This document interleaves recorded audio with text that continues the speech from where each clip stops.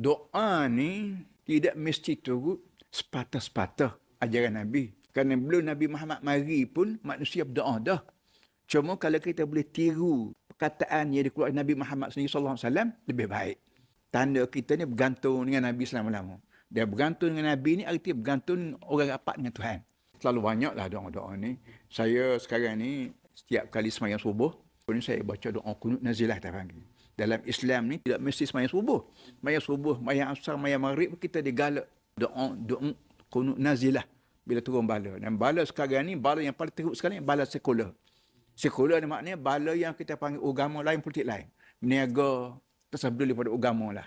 Bersosial, tersebut pada agama. Ini satu kecelakaan.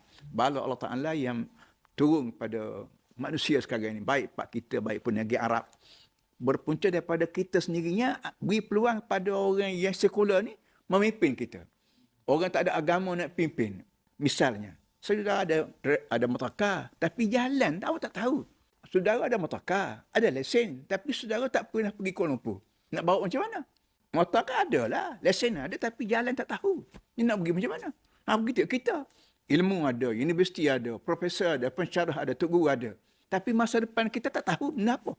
Itu berkandak kepada hati-hati. Jadi dengan sebab tu kita minta doa. Dalam Islam ajar pada kita, doa yang paling penting sekali ialah ihdinas siratal mustaqim. Ya Allah, tolong pimpin kami ke arah yang betul. Aku seorang korporat. Aku ada kebolehan berniaga. Aku ada modal. Aku ada pengalaman. Tapi hala depan perniagaan aku tidak tahu. Boleh jadi ada rasuah.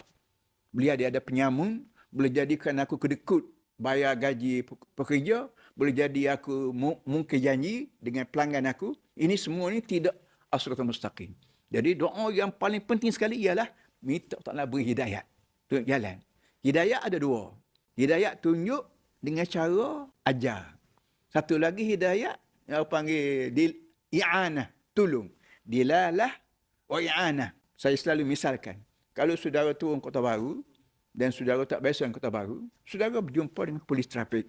Pak Cik, Datuk, saya nak pergi pejabat tanah.